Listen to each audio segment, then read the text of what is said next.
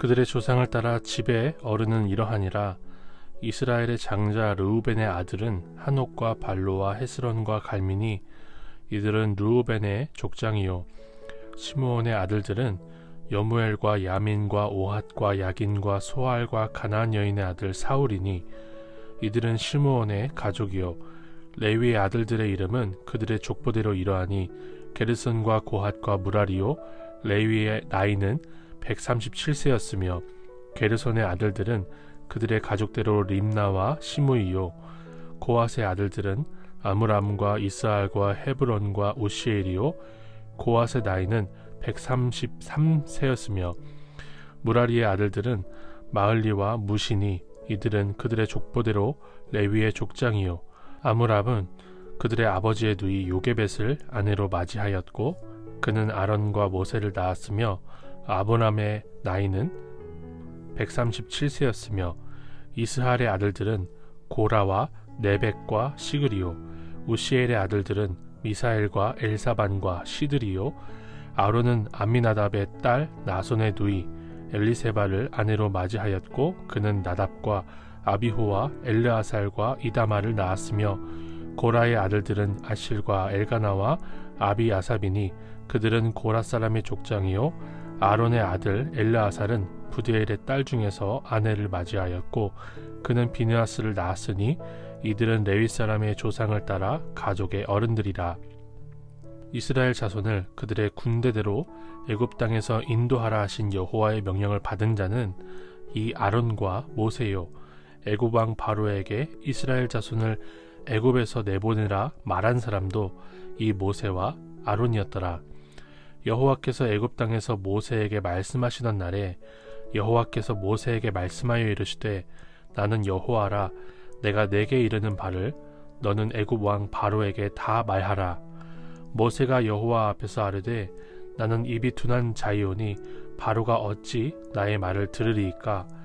여호와께서 모세에게 이르시되 볼지어다 내가 너를 바로에게 신같이 되게 하였은즉 내 형 아론은 내 대언자가 되리니 내가 내게 명령한 바를 너는 내 형 아론에게 말하고 그는 바로에게 말하여 그에게 이스라엘 자손을 그 땅에서 내보내게 할지니라. 내가 바로의 마음을 완악하게 하고 내 표징과 내 이적을 애굽 땅에서 많이 행할 것이나 바로가 너희의 말을 듣지 아니할 터인즉 내가 내 손을 애굽에 뻗쳐 여러 큰 심판을 내리고 내 군대 내 백성 이스라엘 자손을 그 땅에서 인도하여 낼지라. 내가 내 손을 애굽 위에 펴서 이스라엘 자손을 그 땅에서 인도하여 낼 때에야 애굽 사람이 나를 여호와인 줄 알리라 하시매 모세와 아론이 여호와께서 자기들에게 명령하신 대로 행하였더라. 그들이 바로에게 말할 때에 모세는 80세였고 아론은 83세였더라. 오늘 본문을 보니까 레위의 족보가 등장을 하는데요. 앞서 모세가 내 백성을 보내라 하신 하나님의 말씀을 바로에게 전한 사건이 있었고 그 사건 때문에 바로가 더 이스라엘 백성들을 고통스럽게 했던 기사가 있었습니다. 내일 본문에는 이제 하나님이 본격적으로 10가지 재앙을 내리시는 장면이 등장을 하는데요. 그 중간에 샌드위치처럼 껴있는 오늘 본문의 말씀이 레위 가족들의 족보입니다. 왜 하나님은 본격적으로 애굽의 큰 표적을 보이시기 이전에 모세와 아론을 둘러싼 가족들을 기록하게 하셨을까요? 이런 질문을 가지고 오늘 본문을 보다 보니까 하나님은 이렇게 야곱으로부터는 4대, 레위로부터는 3대에 이르는 이런 족보를 보여주시면서 하나님이 아브라함과 이삭과 야곱에게 준 약속을 이렇게나 꼼꼼하게 이루어 간다는 것을 우리에게 보여주신다고 저는 생각을 했어요. 그래서 이 본문을 묵상하면서 저도 제 인생을 주님 앞에 꼼꼼히 돌아보았습니다. 그랬더니 주님이 저를 너무나 사랑하시고 큰 은혜를 베푸셨다는 것을 다시 한번 생각해 볼 수 있었어요. 제가 태어나던 해를 기준으로 놀라운 사건이 있었더라고요. 저희 형이 그 전에는 깡패가 되거나 탤런트가 되려고 방황을 많이 하다가 제가 태어나는 해를 기점으로 신학교에 입학을 했습니다. 방황을 마쳤습니다. 은혜죠. 하나님이 저를 그렇게 인도하시기 위해서 저희 형을 제가 태어나기 전과 후로 나누어서 인도하셨던 것을 생각해 볼 수가 있었어요. 또 제가 초등학교 3학년 겨울에 전셋집에서 쫓겨나서 이사를 왔습니다. 그래서 초등학교 4학년 때는 제가 다니던 모 교회가 아니라 부평감리교회를 다녔거든요. 덕분에 뜨거운 기도의 훈련을 어린 나이에 받을 수가 있었어요. 주님 앞에서 이 족보처럼 나에게 주신 은혜를 꼼꼼히 돌아보고 나면 모든 것이 은혜였고 주님의 인도하심이었다 고백할 수 있는 것을 돌아볼 수 있었습니다. 앞으로도 저의 삶에 주님이 하실 일들을 기대하며 주님의 뜻을 구하는 제 인생이 되기를 원합니다. 또 두 번째로, 하나님은요, 이스라엘 백성들을 군대라고 부르세요. 내 백성이라고 부르십니다. 그런데 바로 전에 이스라엘 백성들은요, 바로 왕이 지푸라기를 주지 않으니까 애굽 온 땅을 돌아다니면서 지푸라기 줍는 그런 삶을 살았습니다. 그러니까 앞서 나왔던 이스라엘 백성들의 모습은 군대와는 굉장히 멀리 떨어져 있는 삶이었습니다. 그들은 노예이면서 이제는 지푸라기까지 주우러 다니는 거지나 다름없는 그런 행색이었죠. 그런데 하나님은요, 이스라엘 백성들, 그런 모습을 하고 있는 이스라엘 백성들을 하나님의 군대, 하나님의 백성이라고 부르십니다.